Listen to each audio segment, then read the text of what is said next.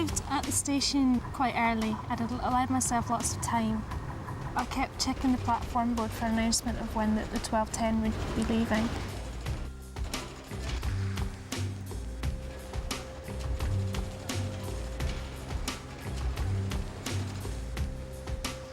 It eventually was announced about 12 o'clock, and so I went to the platform and took my seat in carriagee.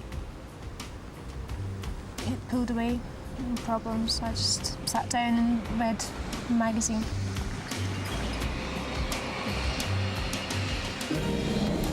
I almost ended up in first class, but my phone went off, so I didn't go in first class in the end. So in hindsight, I was quite lucky.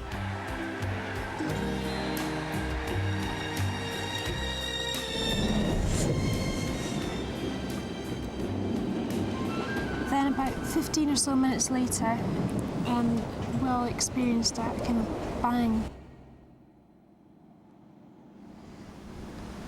The coffee was shaking, people were being hit by luggage that was flying around as well as the carriage began to tip over. As the train went down, we held each other's hands just out of panic. We just grabbed each other. He had this look in his face. He looked as if he was going to die. That's the image that stays with me most, is of the people on that day and the expressions on their faces as the crash happened. The Hatfield crash basically paralysed the whole rail network. They found hairline cracks in rails all over the country, and the trains just had to go slower and slower. It took one train 9 hours to get from London to Nottingham, and I myself spent many hours gazing at flooded Wiltshire fields whilst the London-Cardiff train went nowhere. For passengers, it was a full year of misery. But by the end of that year, Railtrack itself was in total crisis. Railtrack's demise offers a golden opportunity to recast the railway industry in our country and to create a railway industry which is fit for the 21st century, which simply isn't the case at the moment. The trouble is that on the railway there's been one golden opportunity after another. Nationalisation, social democratic modernisers in the 1970s, privatisers in the 1980s, and in the 1990s, Tony Blair's New Labour Third Way. The real story is why none of these very different sorts of politicians has been able to fix Britain's railways.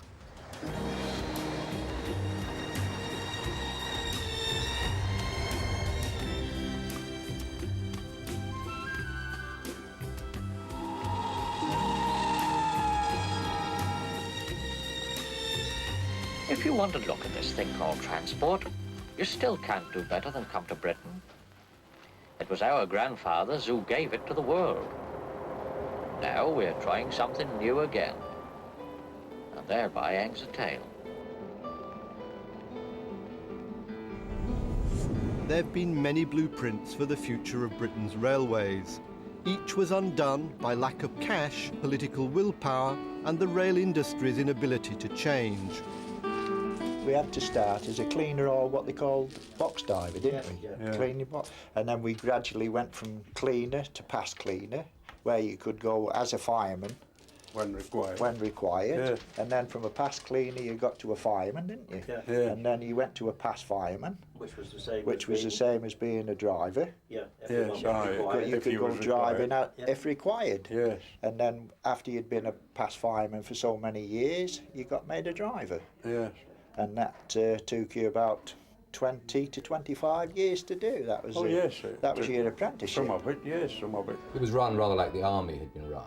It was very hierarchical, very traditional, and really very conservative. But it was also incredibly old-fashioned and gallant. I mean, if I had to leave a board meeting in the middle, 16 men would stand up and bow me out of the room. There was 1% of managers were women. One of them was very interesting because she said that her boss actually held back her promotion out of kindness. If it was raining, he would put his arm around her shoulder and say, "You sit in the office in the warmed area and you answer the complaint letters." British Rail, to be sure, had its cultural problems, but there were also real grounds for optimism. In the mid-1970s, I was the Financial Times transport correspondent, and I used to come here to Marsham Street to see Bill Rogers, the Transport Secretary, who was a bit of a dashing figure at the time, new man in the cabinet, Social Democrat, Labour moderate. So if anybody could bring industry, unions and politics together, surely Bill Rogers could. I'm off again. To help Rogers pick his way through the traffic, there was a bright new boss at British Rail, Peter Parker. Peter Parker is a very persuasive, very charming man, and he was an outsider, and he was full of energy. I mean, he was in some ways a brilliant appointment that other ministers had tried to make earlier. And so I thought that Peter might be able to command his board and the unions. Peter Parker was essentially a marketing man. He brought in a star to pioneer TV advertising for British Rail. But could Jim fix it? So this is the age of the train. There was a lot of research about what could be our public voice. And I was surprised when they said Savile. And I asked, in fact, for a check on the public opinion, you know, the research, if he was doing it, who would. And he came out with a tremendous pluses, that people felt he was a natural man, and he wouldn't be doing it just for the money. Because Because of the train. Like most things in my life, the BR ad campaign was a telephone ringing and somebody said, "We'd like you to get British Rail out of trouble." And I said, "Is that a fact?" And they said, "Yep." He did have a kind of straightness about this, and he did have a position in the public confidence. That's what we were looking for, the public to be confident in what we were doing. And he did it very well for us. A message for those mothers with children home from school: give them a treat, off to the seaside tomorrow with a cheap away day return. The cheap away day return. Parker certainly changed the mood, but behind the marketing gloss, could he deliver? The launch of a disability access campaign offered a worrying clue. They should have done as I tell them. If people do as I tell them, everything's okay, babe. Fewer than 1,000 British Rail coaches have detachable seats so that passengers like Audrey Thompson can travel without leaving their wheelchair. You'd have thought the heirs of Isambard Kingdom Brunel might have measured a doorway accurately. A big push up into the train itself, that was okay. And I took a big run that the thing went and stuck. And that was it. Then it wouldn't go through into the carriage. It was a nightmarish moment. And I remember Jimmy's moving into the press afterwards and saying, "Look, that's just a bit of bad luck." It might have been dismissed as that if other things had been going well, but they weren't. As Parker's marketing campaigns attracted more customers, BR needed smarter equipment and better service. And to get that, he needed to tackle an even bigger problem. Because of the train. Parker was endlessly trying to get the backing of the railway trade unions at a time when British Labour militancy was at its peak. Millions of working days were being lost on the railway.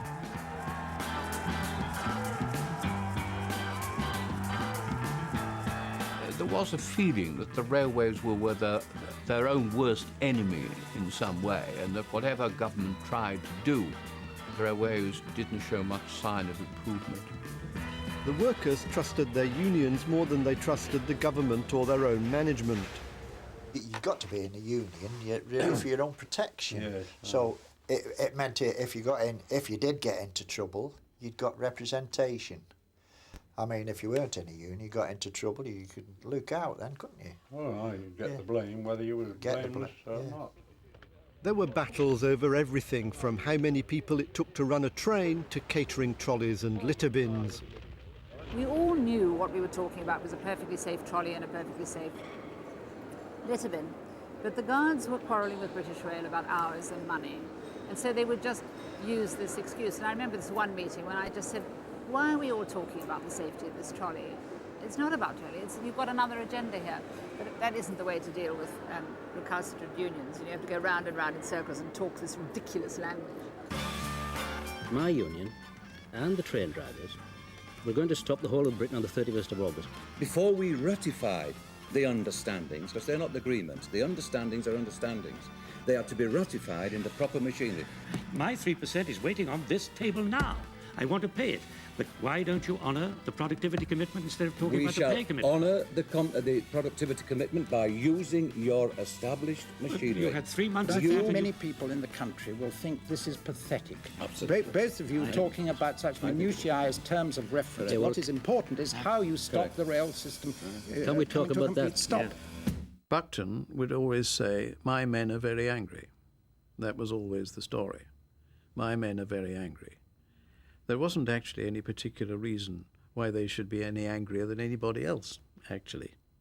But that was the sort of the way in which he conducted his representations to us. If Peter Parker comes to me and say, we'll get rid of 5,000 second men's jobs now, Ray, I'll say absolutely impossible. Your railways will come to a stand. That, of course, makes it very difficult, because you can't just say, well, now let's have your argument and let's see what the substance of it is. It just becomes a position of stand-up hostility. I must say that when I thought that Ray Buckton was coming along, I didn't really have a song in my heart. I knew I had to go through with it. I hoped I might have an influence. I hoped I would show how foolish they were and how much they were damaging the railways. Alas, the railway community, which Peter Parker hoped to build and hoped to lead, never became a responsible body of men. But that, I think, is because they didn't, in their hearts, believe it was a future. They'd lost all hope. But inside a shed in Derby, British Rail had a secret weapon. In the age of Concorde and cheaper, faster cars, Peter Parker's brand new toy tilted round corners, perfect for Britain's bendy tracks. Hi guys, it's Fails. I'm told that in the mid-70s we will have trains going at 150 miles per hour or more.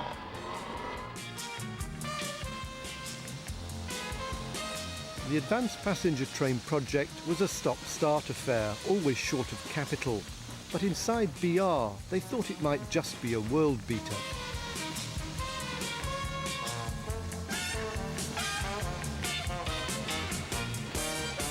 This was a brilliant development, mostly with aeronautical engineering, not railway engineering, part of the difficulty, with 1,000 new parts. We were all excited about it anyway.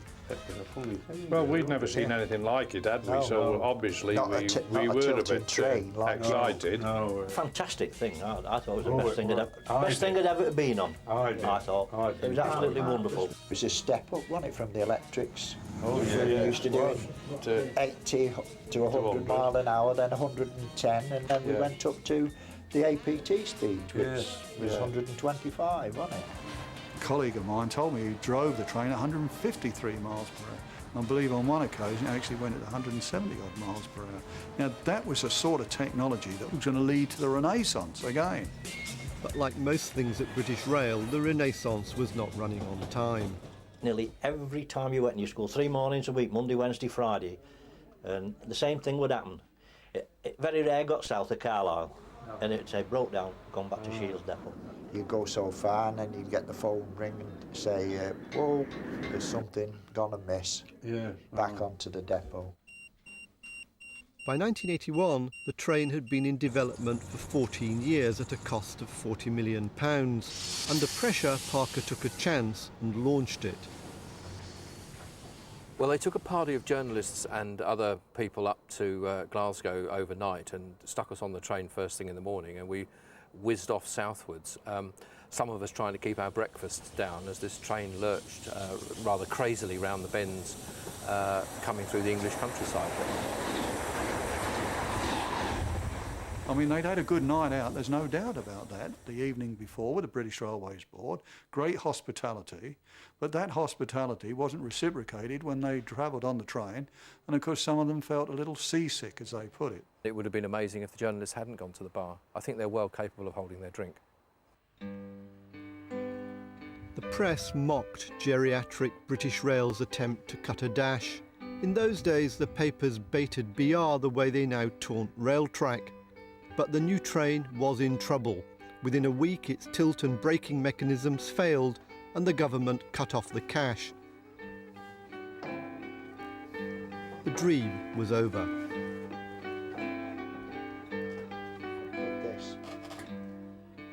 This, in our opinion, Norm, was a marvellous machine.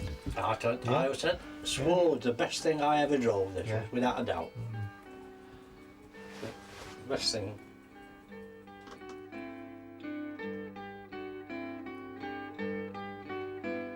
Today, the advanced passenger train sits in a siding at Crewe, a venue for children's parties. At a higher charge of £40 a time, it will show a profit in 7,000 years.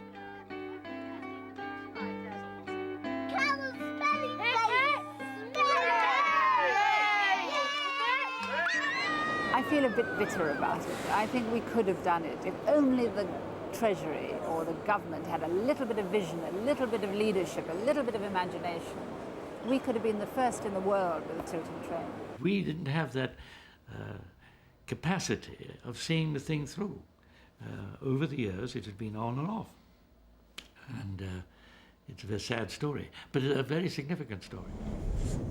But I think he was constrained by the unions, which he couldn't change, and I was constrained by the Treasury straitjacket.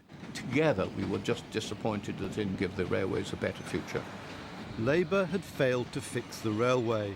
It had lost its struggle with the economy and the unions, and it lost the '79 election. What would the Iron Lady do to British Rail?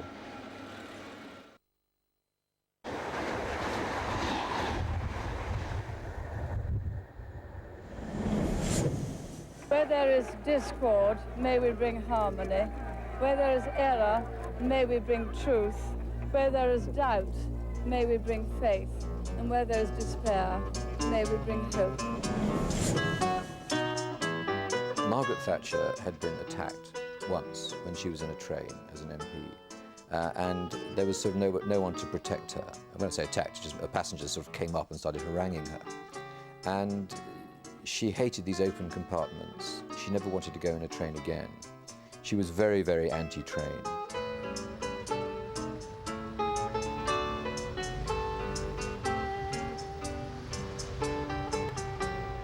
I really don't think you can overestimate the contempt for the old British Rail.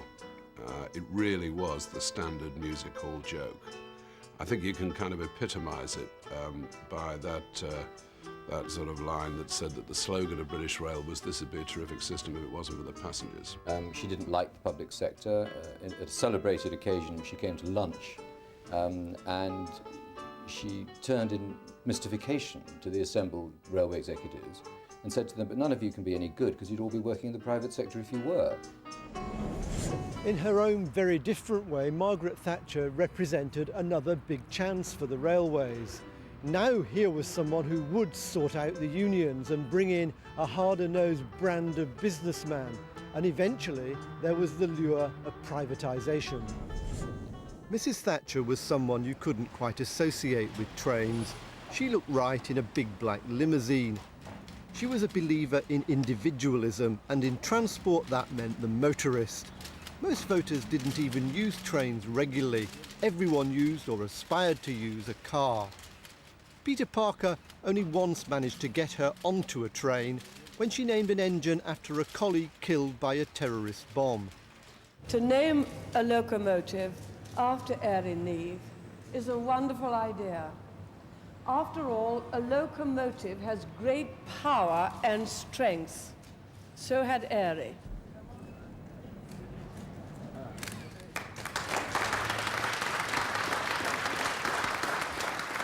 In the vacuum around the Prime Minister's disinterest, strange ideas started to breed.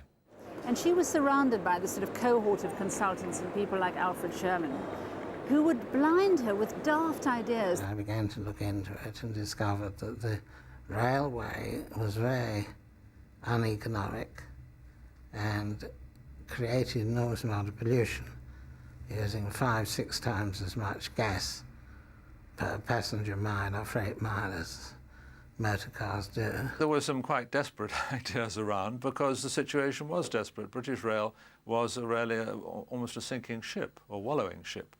Some of the more extreme ideas were extreme, but some were not as mad as they sound. I was a member of the Railway Conversion League. What was the Railway Conversion League? Well, it was started off by Brigadier Lloyd and other ex-sapper officers with the aim of converting rail into road.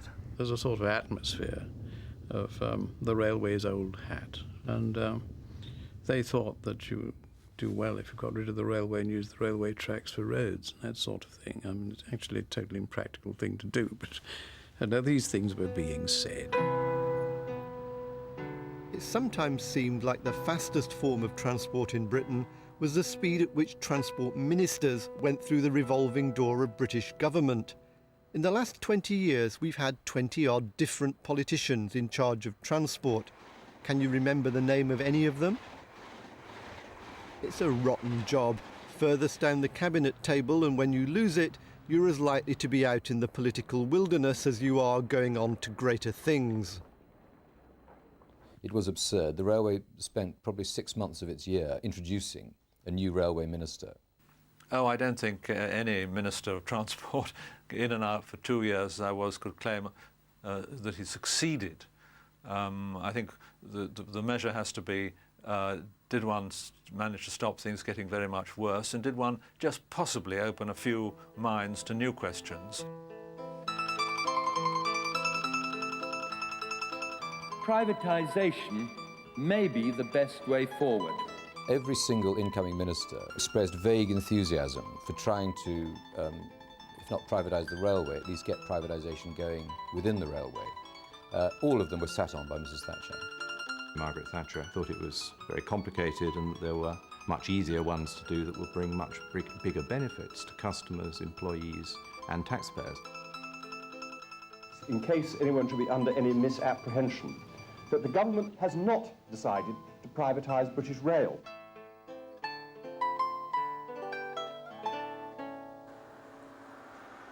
But one Whitehall department was about to seize on the idea of privatisation.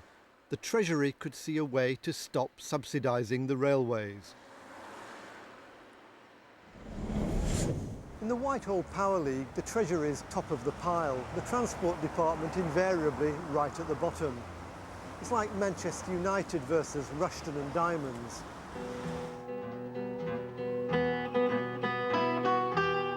Indeed, the Treasury from time to time tried to prevent me spending money which was rightfully mine.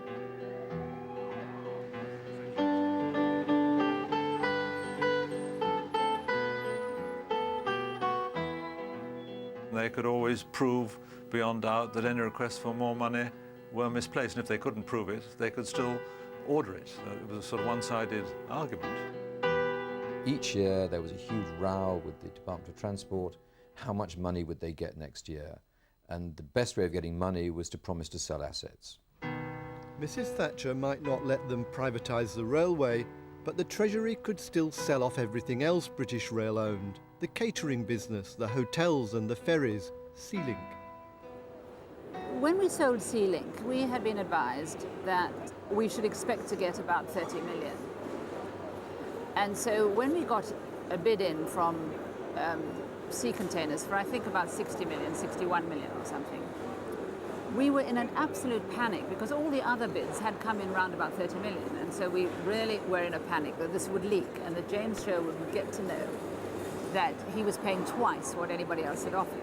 We thought we've got a really good deal here. 6 years later, of course we put investment in it, I want to mention that, but 6 years later we sold half of it for £300 million. We got it wrong. We should have done it more carefully, taken longer over, had better advice. I mean, we gave away public assets. Stupid.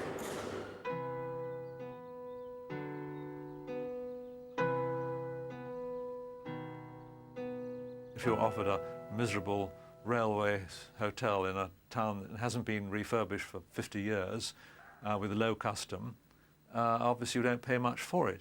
If you're able enough to see through that if you smarten it up and advertise it and market it, you can make a mint out of it, well, you know, good luck to you. It was like throwing bits of your livelihood off the back of the sleigh at the Treasury wolves. It was complete chaos. It was the worst way of running a business. We're leaving Downing Street for the last time after 11 and a half wonderful years, and we're very happy that we leave the United Kingdom in a very, very much better state than when we came here 11 and a half years ago. Well, that was the turning point. It was the turning point because John Major needed no convincing. He'd already made his own mind up that rail privatisation was top of his agenda. We were conscious that we needed to do things to show that we still had a cutting edge, that we weren't just a consolidating government, we had a purpose. And the railways were one of the industries that had not been privatised. We were conscious they were there, so we turned our attention to them. I want to remove British Rail for good from the stand-up comedian's joke book and to turn them into the envy of the world. For Major and Lamont, Chancellors past and present, the question was how to privatise. Should the train be separated from the track? We in the Treasury were certainly keen on the maximum competition. There were various ways in which that might have been done. As I recall it, Malcolm Rifkin was not so keen on that, and he really wanted to recreate the regional companies. John Major, I think, sometimes oscillated.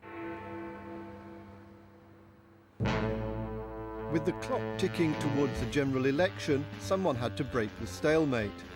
We had to have a resolution of that to fight the general election. At the end of the day, number 10 said, we've had enough of discussion, this is how we're going to do it.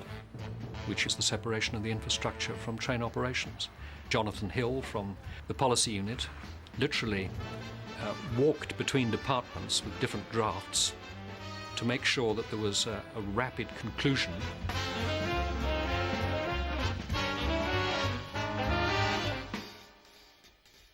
We have 5 years to put into place those items of policy we set out in our manifesto, those dreams for our future.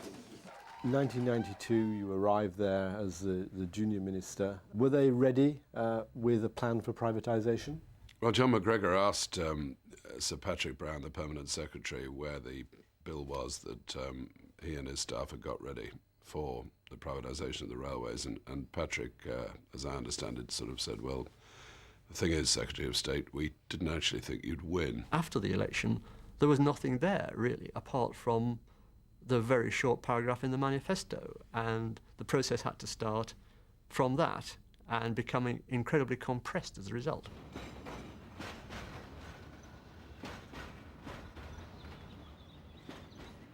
One result of the rush was that no one took time to consult the only people who knew how the existing system actually worked.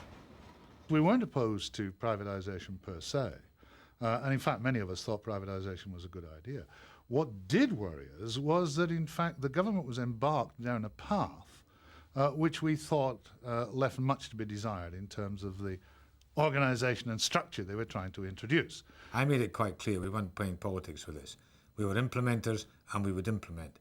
Whether what we were implementing was not common sense in terms of managerial operation, that was one thing. They'd heard that story, they'd rejected it. If it was unsafe, we wouldn't do it. That was quite clear. Why on earth don't they do it sensibly? And why don't they just come and talk to me? And I'll tell them how to do it, both quicker, faster, more effectively, etc. But that didn't take place. The politicians wouldn't listen to the railwaymen. So would they listen to their friends in the private sector? I wrote to John Major, I wrote to Kenneth Clarke, and I got very nice letters back. And the letters really said, well, you may be right, but if we don't go through with our present plan now, without changing it, we'll never get the railway privatised before the next election. The Labour Party and its popular new leader appeared to be threatening to reverse rail privatisation. But to anyone thinking of grabbing our railways, built up over the years so they can make a quick profit, as our network is broken up and sold off, I say this: there will be a publicly owned, publicly accountable railway system under a Labour government. But meeting John Major's timetable was no easy matter. This was the toughest privatisation yet.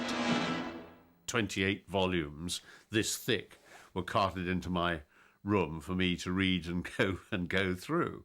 And so, and we were dealing with something like the transfer of 630,000 title deeds, which we had to do in a year. Contracts that are an absolute mountain of paper, you know, stacked 10 feet high all over one's office. And you know, the relationships are too complicated. Inevitably, corners were cut. There wasn't the time to privatize the railways properly. It was a rush job, and it was badly done. And we're suffering from that today.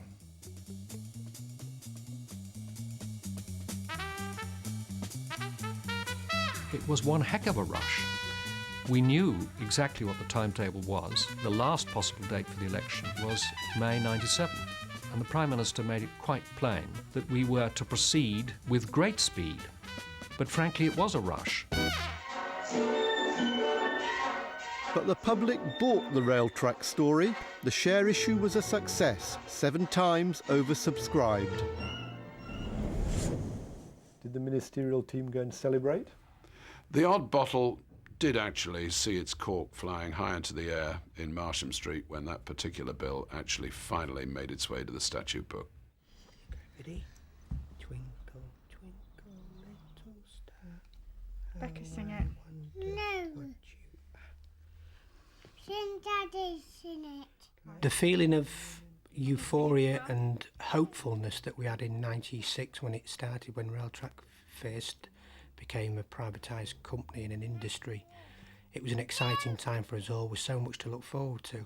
It was a new beginning for us all. We actually felt at last as though the railways were being recognised, that at last they'd been put on the same level as the NHS and education, that people in power had realised that money needs to be put in to give the public what they want, which is a first-class railway system. Sorry. Because we believe that the underinvestment of over many years in the railways in general, only good could come out of privatisation, the money getting pumped into Railtrack as such. And we believed in the company, we believed in the people that I work for. We wanted to take part in that, and the feeling was we'd do everything to make it work. And we had a chance to join the Share Save scheme to show loyalty to the company by investing ourselves, which is what I and hundreds of other colleagues did. I joined the investment in 1996. It was a 5-year Share Save scheme. I put in £175 a month, which was all that we could afford. Hopefully, in years to come, it would help pay the mortgage off and secure a good future for my children. One more kid on the button. Here we go. I've got to get it. I've got to get it. Here it comes.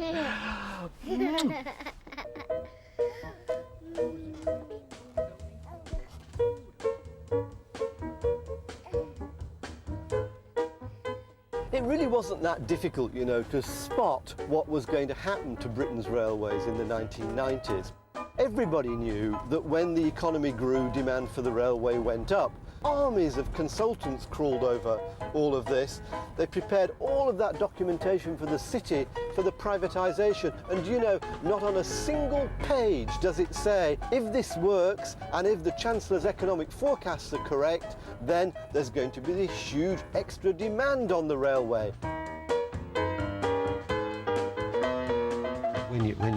When you've been dealing with a railway that was actually not going anywhere, I mean, the idea that there could be a 50% increase would have been seen as a lunatic scenario.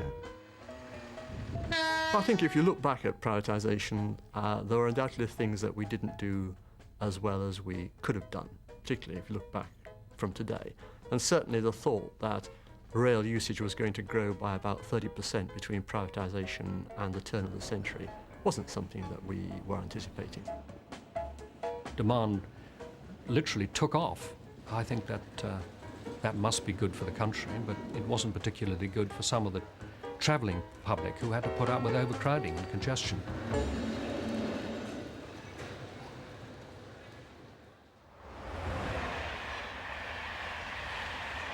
What an irony that it should be commercial success that propelled the railway towards its next crisis. The system didn't have enough track or trains. It was going to break.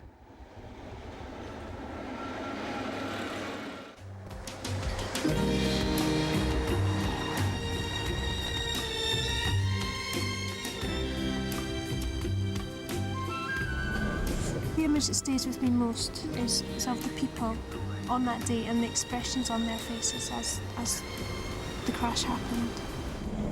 I remember the time exactly. It was 12:31.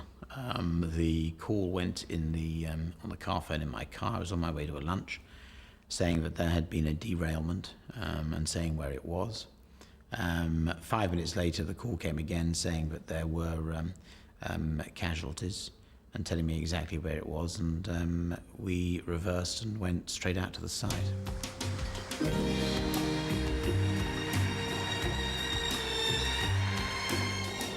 Critics say that crashes at Paddington and at Hatfield were both a result of the way the railway was privatised. Is that fair? There's been a train crash in which a passenger has died every year since 1902, with the exception of 1998. And they are caused by human errors. But privatisation made it harder, not easier. How did it make it harder? Well, the railway is a system. There is a reason why all the railways in the world, other than ours, are integrated, and that is because they are easier to manage.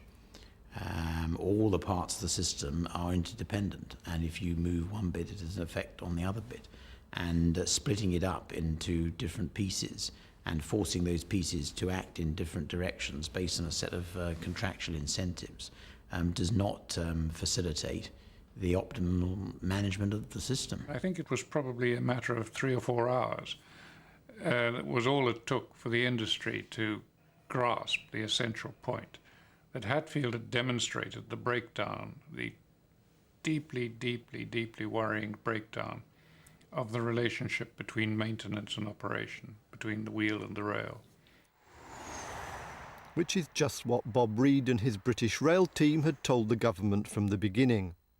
We were particularly concerned that we should maintain an integrated management of this facility, and we should build privatisation in a way in which the control of the whole network would not be lost.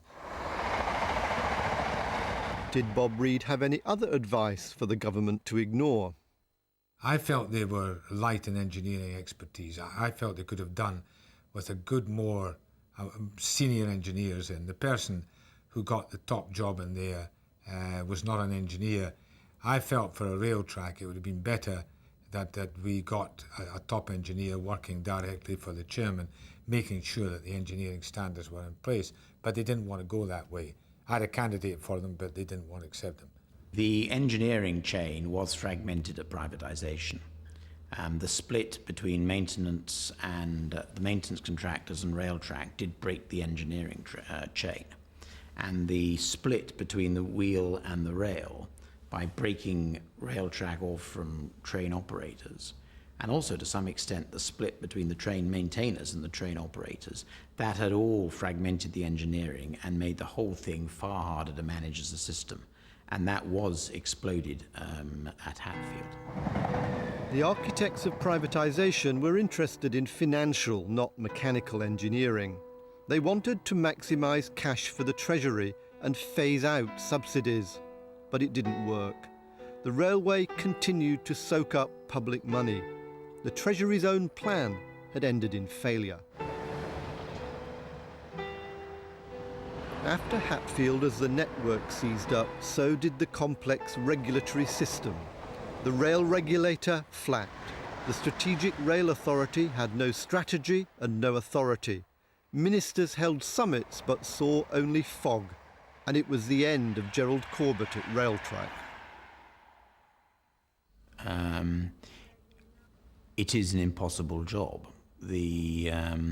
sheer number of stakeholders, the demands that are placed on one, the contractual matrix, the fragmentation, the sudden growth, the underinvestment for years and years, all the cultural problems, the massive safety issues, the public scrutiny, the ministers, Number 10, the Treasury, 3 different regulators, Lord Cullen, the Select Committee. It is an impossible job. With the best will in the world, he was no longer master of the situation.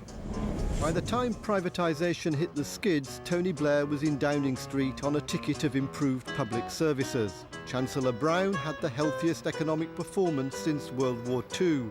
Surely this government could put the railway right. Deputy Prime Minister Prescott headed a super-ministry which included transport. He appointed Alistair Morton to deliver a strategy for the railway. This is going to take years, and it's going to affect the next 30 to 50 years. So it's got to be thought through, it's got to be negotiated, and it's got to carry everybody with it, as opposed to being a battlefield. Now, that argues in exactly the opposite way, or exactly against the Tony Blair grain, where he wants to see a lot of presentational and apparent improvement in a very short time span. And you can't get that in rail when the basic problems are so fundamental. New Labour made old mistakes. In less than 5 years, there have been 7 people in charge of transport. The Prescott-Morton plan wasn't rated by the Treasury. Chancellor Brown never even met Alistair Morton to discuss it. And it was only after Hatfield that the Prime Minister seemed to pay attention. By then, it was too late. The company at the heart of the private railway was in crisis. Came about 8:30 as usual. Usually spend Saturday mornings sitting around looking for stories. Then my boss, Rory Godson, got a call simply saying the biggest bankruptcy since Bearings is going to happen on Monday, and that was all we had. Well, we formed a hit list. Marconi, British Airways, Chorus, possibly. Thought about Marks and Spencers, but no, they're doing a little bit better. And Railtrack was quite near the bottom, because you just don't think of some basically quasi-government company is going to go pop. So about 8 of us start bashing all the contacts, making hundreds of calls.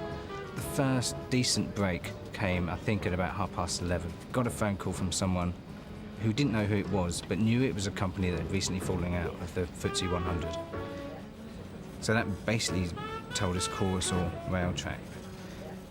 I called the Director of Communications at Railtrack, Sue Clark.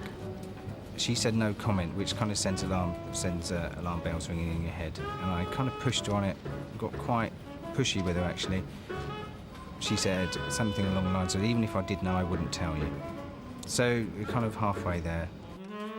We got out all the directors' phone numbers, all the ones we could get.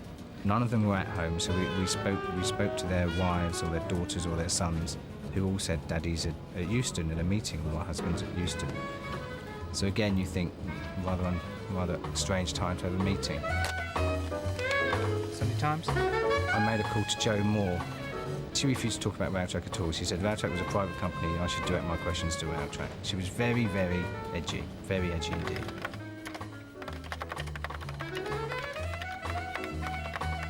I gave up trying to talk to her, but I did inform her that we intended to run the story that Railtrack was bankrupt and was effectively being renationalised, and she simply said, if you run that story, you'll look like an idiot.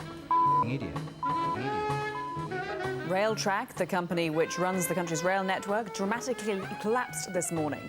The end of the line came after Transport Secretary Stephen Byers turned down a plea for yet more government cash and applied for Railtrack to be put into administration. I wish to make a statement concerning Railtrack, to describe to the House the worsening financial crisis facing Railtrack, which led the government to petition for railway administration on the 7th of October. I say this: there will be a publicly owned, publicly accountable railway system under a Labour government. 92% of Railtrack employees participated in the company share scheme. I actually found out on the radio on the Sunday evening. Absolutely devastated. I've invested in total of my own money £10,500 over the 5 years, which is an awful lot out of the money that I'm on. I only earn £13,000 per year. I was earning £8,500 when I actually started the share save scheme. So I'm not a fat cat.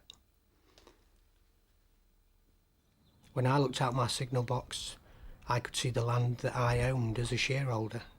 That was part of the assets of the company. As far as I was concerned, my assets were secure.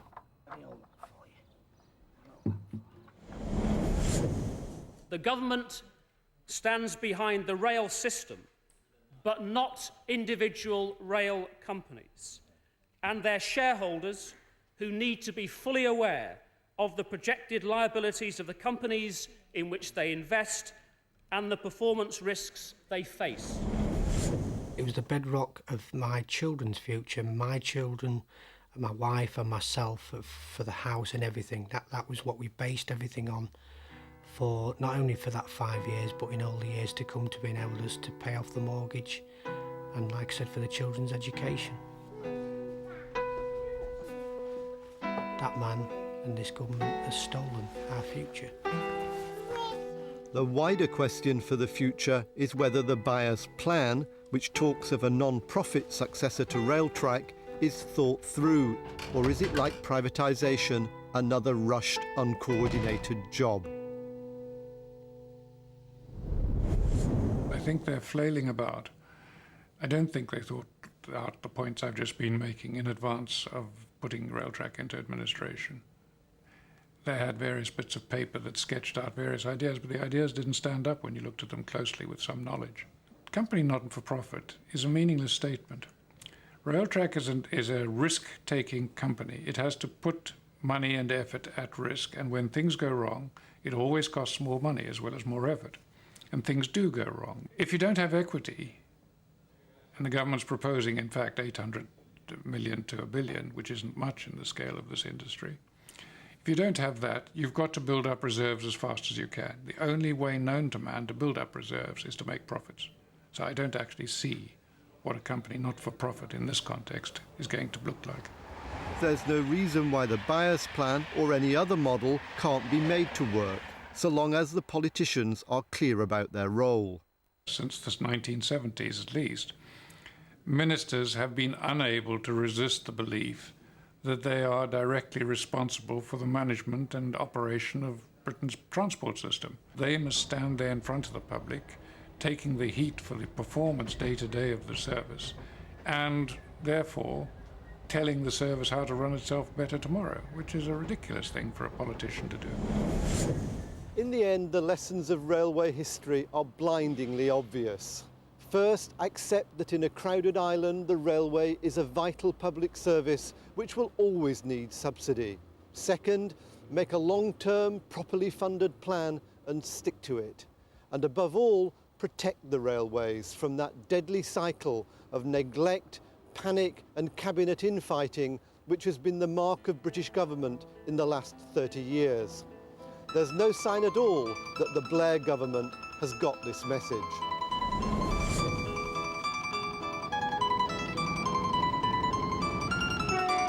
If you want to look at this thing called transport, you still can't do better than come to Britain.